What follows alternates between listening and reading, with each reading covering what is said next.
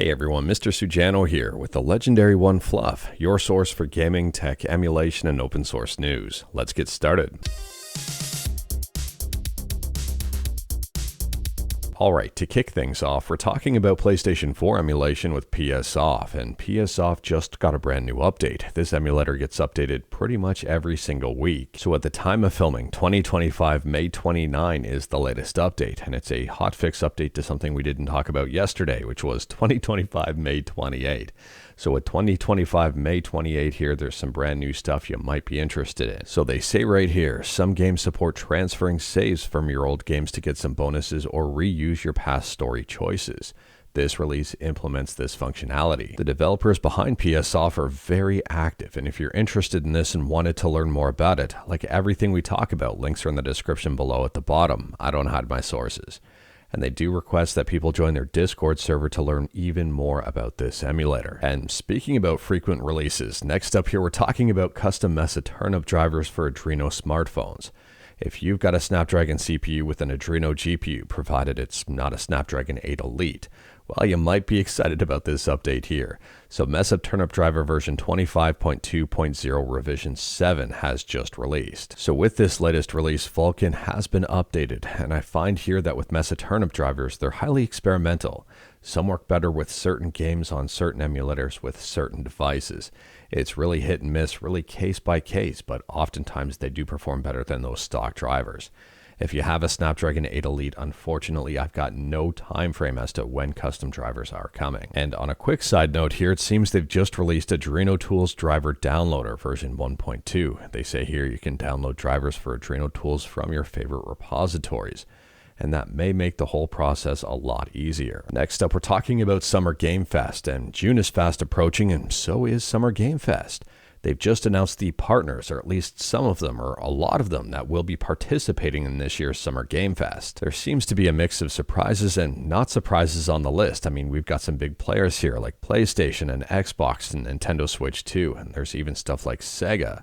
However, there are some notable omissions. So compared to last year's round 1, and it's worth pointing out this is just round 1, we don't have Discord on the list, we don't have EA on the list, we don't have Ubisoft on the list, we don't have SNK on the list, Samsung Gaming and Riot Games, and even more.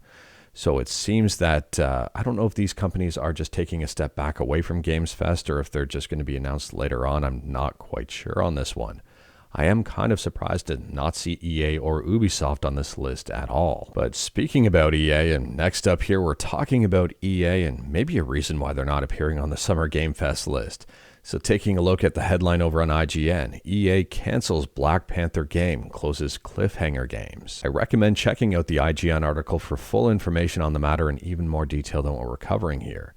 But there seems to have been an email sent out that says that EA wants to sharpen our focus and put our creative energy behind the most significant growth opportunities. So as for these growth opportunities, it seems that EA is focusing on Battlefield, The Sims, Skate, and Apex Legends, as well as Iron Man game and Star Wars Jedi.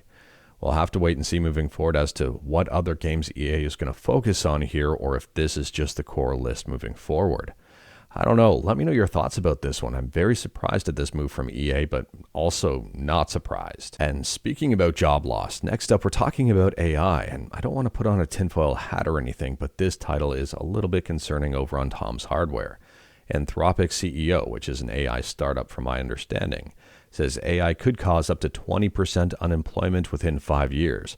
Wipe out half of all entry-level white-collar jobs. Unfortunately, I don't have a crystal ball to be able to see into the future to see if this statement will be true or not. But based on everything I've seen right now, and again, not putting on a tinfoil hat, just based on everything I've seen right now with AI, how much it's evolved and improved over a very short period of time. Give it another few years and yeah, I think it could really be a disruptor in the overall workforce. I could be wrong about that. I do hope I'm wrong about that, but maybe not. And speaking about job loss, next up we're talking about job gain. And it's been reported here that CD Projekt may be looking for people for Cyberpunk 2 as well as The Witcher 4. CD Projekt has announced that Cyberpunk 2 has entered pre-production phase. And this is an announcement right from CD Projekt. So if you are a fan of Cyberpunk or The Witcher, you might be excited about that news. Unfortunately, I've got no information on timelines, release dates, or anything like that just yet. Just some early speculation, and there's no point in revealing any of that stuff because we really don't know what's going to happen behind the scenes. And speaking about rumors and behind the scenes, next up we're talking about the Persona 4 Remake. We've talked about the Persona 4 Remake, I think, a few times on this channel. And sometimes where there's smoke, there's fire. And it seems now the voice actors are either confirming or not confirming the existence of this game. Interestingly here, on top of the Persona 4 Remake existence, and arguably concerning, is that they seem to be going with a different voice acting cast. So one of the voice actors says, and for those who keep asking, no, I will not be returning as Yosuke for the Persona 4 Remake. I asked, maybe I even begged, but they don't want me to come back. And here's the other voice actor, Aaron Fitzgerald, who says they've not been asked to reprise their role. I'm very concerned about this one if the Persona 4 Remake is real, because if they're getting an entirely new cast, I feel that the game is going to feel entirely different. I don't know here. Let me know your thoughts about this one in the comments below, and let me know your thoughts about the voice acting, the existence of Persona 4 Remake, and all of that. What do you expect out of this game? And are you going to be happy if they get different voice actors? Are you going to be upset? And what do you think the direction they're taking is here? Next up, we're talking about the Nintendo Switch 2 again. We talked about it in yesterday's video over some big news. Anyways, here it seems that more and more people are getting their hands on a Switch 2, and having one may not necessarily be that rare anymore. It'll be rare if these things are booting without any day one patch. So there's a ton of images and a ton of videos online already, even going through the initial setup process of the Switch 2. If you're interested in the Switch 2 and wanted to learn more about it, just search anywhere on YouTube and there's probably a million videos of this thing already. Additionally, in yesterday's video, we talked about some of the hot off the press new features headed to NSO, like Rewind and CRT, which are limited to the Switch 2, as well as the ability to view and change controls. And that's for N64 emulation within NSO. And a lot of feedback has been coming out of all of this, and a lot of people, and I mean a lot of people, seem to be upset about the CRT filter being restricted to the Nintendo Switch 2. We talked about that a little bit, but I've been seeing more and more and more comments about people upset about that one feature. Now, I don't know what's going on behind the scenes here with Nintendo and how the CRT filter is coded, but based on everything I've seen within emulators, I don't necessarily think it should require a Switch 2 versus a Switch just to apply the shader. I could be wrong about that, but well, that's really interesting. On top of that, a lot of people seem to be very upset, not about this stuff, but the fact that the Switch 2 doesn't work unless you can download a day one patch for it. So it requires an internet connection in order to function. I'm curious to see if the Switch internet connection is just going to be a one and done to download the patch, and then people don't ever have to connect again if they don't want to. But I'm assuming online is going to be a big part of the Switch 2, and online connectivity is going to be almost mandatory if you wanted to really enjoy the Switch 2 for all it's worth.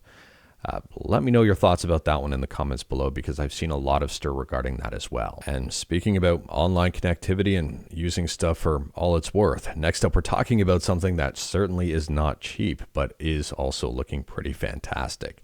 And that's the brand new Tuxedo laptop here they've just unveiled, called the Tuxedo Stellaris 16 Gen 7 Intel. I haven't tested one of these out yet, so I can't vouch for it, but on the surface, the specs here look pretty nice. It's got an all-aluminum chassis, they say here, and this part I'm very interested in.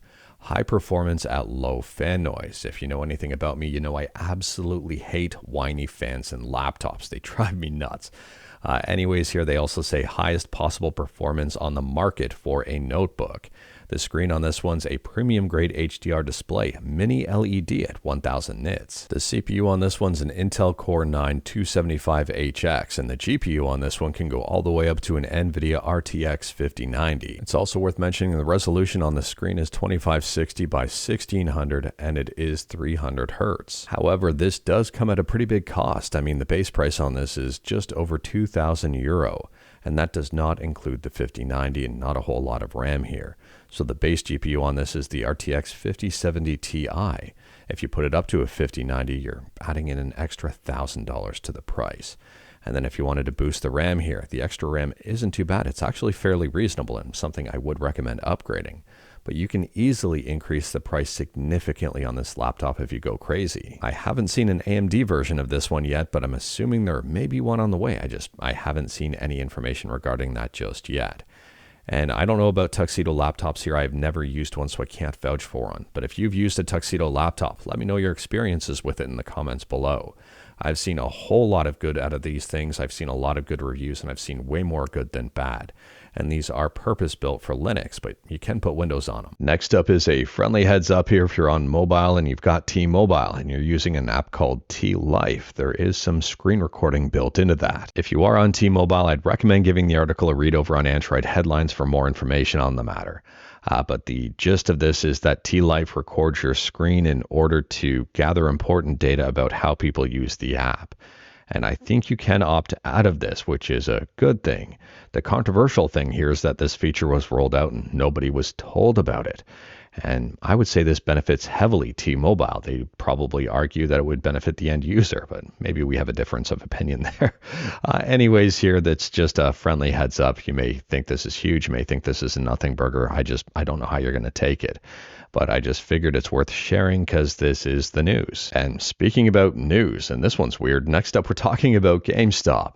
And it's being reported that GameStop has just purchased 4,710 Bitcoin, equating to approximately just over $500 million, like $512 million or something like that. And a lot of people are wondering, why did GameStop do this? Why did they purchase Bitcoin instead of investing in their own operating model? Let me know your thoughts about this one. I'm assuming GameStop is possibly doing this to try to stay afloat and maybe just try to rely on something outside of selling video games and video game stuff. I don't know. To me, this is just a really weird acquisition. And speaking about weird, next up we're talking about the opposite, something completely normal, at least in my opinion. If you're excited about Homebrew and excited about Game Boy stuff, you might be excited about this. The Game Boy Compo 2025 has been announced, and it's from very soon until August. Now, the official dates for this are May 31st to August 31st, so I probably could have said June to September. Anyways here, they say create original games, demos, homebrew tools, and music for the original Game Boy Color, and compete for fame, glory, and over $5,000 of prizes. At this point in time, we don't have a jam theme just yet, but I'm assuming we're going to find out pretty soon, and I'm guessing the reason they haven't unveiled that is to prevent people from working on this stuff early.